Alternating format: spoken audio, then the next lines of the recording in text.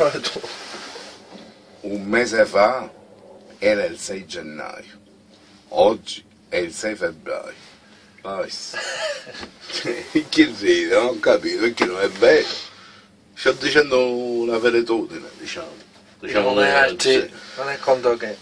Un mese fa era la Befana, oggi è il 6 febbraio. Il 30°. No. Scusate, mi faccio il video con una mano. No. Ah. No, vabbè.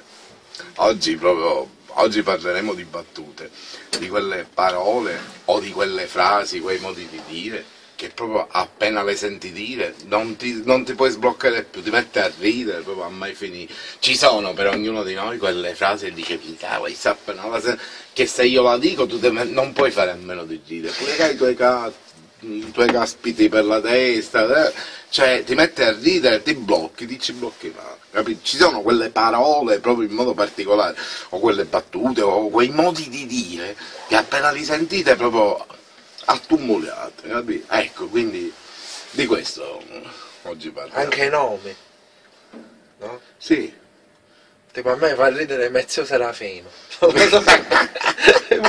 Mi fa troppo ridere.